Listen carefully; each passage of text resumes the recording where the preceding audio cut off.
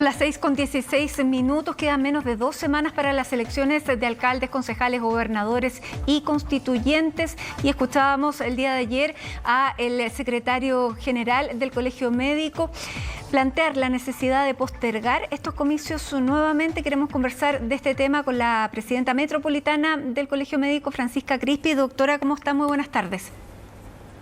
Hola, muy buenas tardes. Doctora, ¿coincide con las declaraciones del doctor Bernucci de que es necesario postergar nuevamente las elecciones? Sí, en general como colegio médico nos interesa mucho que las elecciones se hagan y se hagan de manera segura.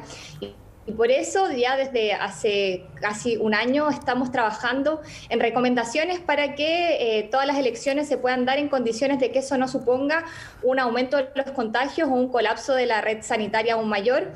Así es que hemos generado 2 documentos sobre elecciones, el último publicado en febrero, y uno de los indicadores que nos interesa mucho que se pueda cumplir para realizar una elección de manera segura es la ocupación de camas UCI. Lamentablemente hoy día tenemos una ocupación de camas UCI que es mayor al 95%, por lo que claramente no son condiciones óptimas para poder realizar una actividad masiva de este tipo. Esto lo hemos recalcado hace semanas, y cuando se fijó la fecha de elecciones en el primer momento, pero entendemos que es una decisión que toma tanto el Parlamento como el Ejecutivo, y nosotros desde el punto de vista sanitario tenemos que advertir que en términos de la situación de la red, la situación está lejos de ser óptima. Ahora, ¿cuál sería el riesgo mayor de una elección a la de las imágenes que hemos visto del Costanera Center, por ejemplo? O sea, si se abre un mall, ¿por qué no se puede votar?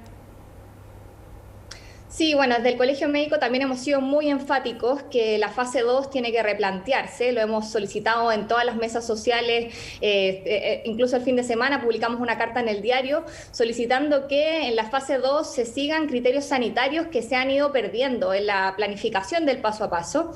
La fase 2 es una situación de alto riesgo en términos de que siguen habiendo muchos contagios, y tenemos que privilegiar en la fase 2 actividades al aire libre de bajo riesgo de contagio, y en esa circunstancia la apertura de malls, como está pasando hoy día, o de restaurantes, son ambas actividades de alto riesgo que no se deberían permitir. Acá la idea no es jugar al empate, sino que el tener un plan paso a paso en el cual lo que privilegiemos en las fases de mayor confinamiento sean actividades de menor riesgo y que nos permitan desconfinar de forma segura, sin rebrotes que nos obliguen a tener nuevas cuarentenas.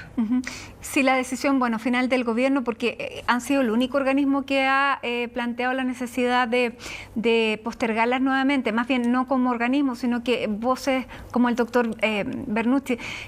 Pero si la decisión se mantiene, ¿cómo va a colaborar el Colegio Médico, o el Colegio Médico va por un carril independiente y no se va a pronunciar? Sí, o sea, si es que la decisión finalmente es del Parlamento y es del Ejecutivo, y nosotros vamos a promover de todas formas que se realicen lo que decía el Ejecutivo de la forma más segura posible, y ahí vamos a insistir en todas nuestras vocerías y también nuestra campaña comunicacional, que tenemos muy fuerte comunicación de riesgo, sobre las medidas sanitarias para realizar esta elección, si se realiza de la forma más segura posible, que existan mascarillas disponibles con triple capa en los recintos de votación, que exista alcohol gel disponible, la ventilación de los lugares también es muy importante, el cumplimiento de los aforos, la demarcación de las filas para evitar que las personas estén a una distancia que sea muy, muy cercana, porque sabemos que es una situación en la cual tenemos muchos casos activos circulando y una red sanitaria que lamentablemente, en la región metropolitana hay un 97% de camas ocupadas, y esas camas están ocupadas con una expansión que ha sido de 4 veces. O sea, en abril del año pasado teníamos 1.000 pacientes en camas UCI, ahora tenemos 4.000, por lo que en realidad es una situación, creo que es muy frágil, no es una situación óptima para una elección, y si es que se toma, creo que hay que tomar todas las medidas para disminuir la posibilidad de contagio. Por eso el llamado a las personas es a extremar las medidas de cuidado. Doctora, y también la vamos a tener que interrumpir. Nos vamos al Congreso porque a esta hora habla el ministro del Interior, Rodrigo Delgado. Comienza con el proyecto de ley de la nueva LEMI. Vamos a volver. Y distintos ministros hemos tenido conversaciones con agrupaciones, por ejemplo, con las pymes. Hemos tenido conversaciones con la sociedad civil, con los alcaldes el día de ayer. con universidades también durante las últimas horas y por supuesto la conversación política necesaria acá en el Congreso. ¿Cuál es el mínimo más sólido que tenemos? Es poder justamente llegar a más personas, ¿cierto? Mayor cobertura de las ayudas sociales, pero siempre valorando y considerando lo que ya se ha realizado.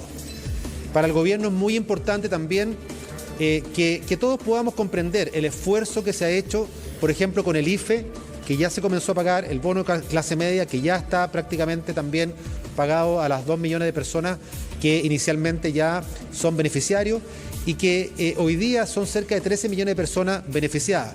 Si eso se va a aumentar, por ejemplo, al 100% del registro social de hogares y se va, ¿cierto?, a fijar un nuevo nombre o alguna cobertura adicional y distinta, bueno, eso también tendrá que seguir avanzando en las conversaciones con los interlocutores que nosotros hemos definido. Ahora, la misma presidenta del Senado, el presidente de la Cámara, han definido también explorar y conversar con otras personas, ¿cierto?, con otros gremios y muchas veces también con otros actores para poder complementar la propuesta. Bienvenido sea, siempre y cuando sea en el marco de la relación, ¿cierto?, que se definió el viernes pasado en La Moneda. Estamos en vivo para CNN también y consultarle respecto a esta renta universal de emergencias. Eso se ha planteado incluso como un piso por parte de la oposición. ¿Es tan así en términos de lo que son las conversaciones que se han tenido con el Ejecutivo y qué tan dispuesto se está a avanzar en una medida de estas características? No, por supuesto que fue parte de la conversación que tuvo el presidente con la mesa del Senado y con la mesa de la Cámara.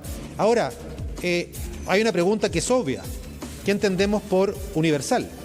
Y me da la impresión que estamos bastante cerca de entender que universal es el 100% de las personas que están inscritas en el registro social de hogares.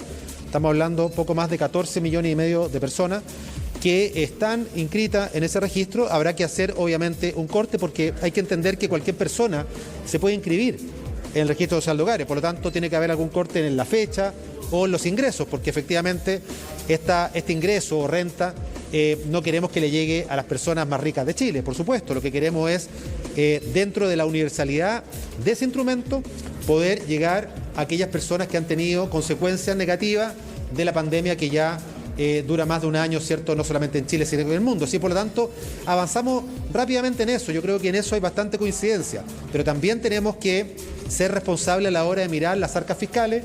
Bueno, son las palabras del ministro del Interior, Rodrigo Delgado, a este proyecto que se está discutiendo y también a esta instancia de negociación entre el gobierno y la oposición. Vamos a retomar nuestro contacto con la doctora Francisca Crispi, secretaria regional Santiago del Colegio Médico, porque estábamos hablando de la situación frente a la pandemia y las elecciones. Doctora, estábamos hablando de la situación precisamente de la región metropolitana. Usted nos decía que tenía una ocupación del 97% de camas y hoy día vimos también que en el reporte diario la positividad alcanzaba un 12%. ¿Cómo ha visto los números que han sido bastante oscilantes? Siempre son preocupantes, pero ha ido a la baja, por lo menos lo que vemos en contagios? Cuéntenos. Sí, en general los números han tenido una leve disminución en las últimas 3 semanas y que se ha mantenido. O sea, es una disminución que creo que no es muy pronunciada y que nos tiene que hablar de una situación frágil epidemiológica y que convive con una saturación de la red que todavía está muy presente. Los centros hospitalarios están viviendo una situación muy crítica hace meses y en ese sentido creo que tenemos que insistir en poder, en los desconfinamientos, primero que se guíen por criterios claros. Hemos insistido en que la saturación de la red tiene que mejorar para que se pueda desconfinar y al mismo tiempo que cuando desconfinemos sea de manera segura. O sea, la fase 2 no es una fase para permitir actividades de alto riesgo. Tenemos que lograr una fase 2 donde prioricemos actividades al aire libre, no actividades como malls y restaurantes que sabemos que aumentan los contagios, sino actividades que nos permitan ir desconfinando de forma segura y no volver a fases de mayor confinamiento. Ahora hemos visto que en fase 1, doctora, la gente sale igual. Durante el fin de semana había ferias, por ejemplo, que estaban llenas de gente. Ya es una situación que ha durado demasiado tiempo. Hay personas que están estresadas, que quieren salir. ¿Qué se hace también en este escenario? Sí, es lamentable que las cuarentenas hayan durado tanto. Creo que tiene que ver la incapacidad que ha tenido el gobierno de entregar apoyos económicos oportunos a las familias. Y claramente hay muchas personas que no se pueden quedar en sus casas si es que no tienen esos apoyos. En este momento lo importante es que podamos tomar las medidas sanitarias con los apoyos económicos para que podamos desconfinar de forma segura, y el saber que si es que no tomamos esas medidas vamos a volver a tener un aumento de los contagios que es muy perjudicial para las familias y para las personas que sufren estas condiciones de salud. Y también quiero recalcar las inequidades que ha tenido esta pandemia. Sabemos que las personas de comunas de menor nivel socioeconómico se han muerto mucho más, han tenido menos acceso a la salud, ahora se están vacunando menos, por lo que creo que ese impacto que es diferenciado, la única forma que tenemos de disminuir el impacto tan inequitativo es el tomar medidas que sean muy coherentes en términos de que tengan lógica sanitaria y que nos permitan llegar a un control de la pandemia que lamentablemente no hemos logrado en los últimos meses. Así es, porque los números que decíamos se mantienen altos. Esto también, doctora, se debe a las variantes nuevas. Tenemos preocupación desde esa perspectiva porque vemos lo que está ocurriendo en Brasil. Está más lejos, pero bueno, llegó de China, pero lo que está pasando también en India es bastante preocupante. ¿Qué pasa desde esa perspectiva también? ¿Cuál es la preocupación del Colegio Médico respecto a eso?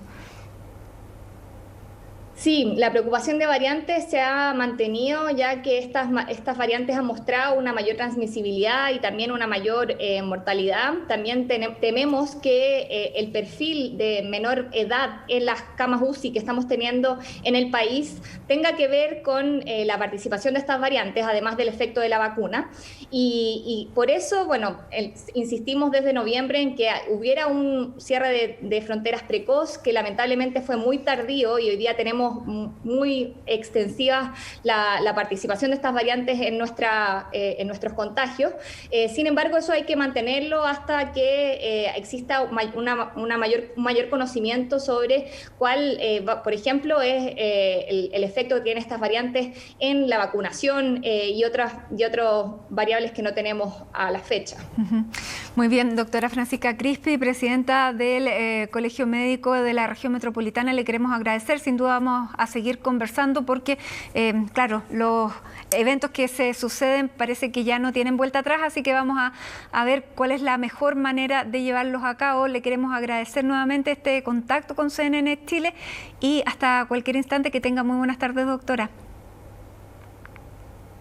Muchas gracias, y un recordatorio para el Día de la Madre: evitar salir a comprar y exponerse. El mejor regalo para las madres en su día es cuidarnos y no contagiarnos. Absolutamente adherimos a ese llamado. Muchísimas gracias, doctora. Buenas tardes.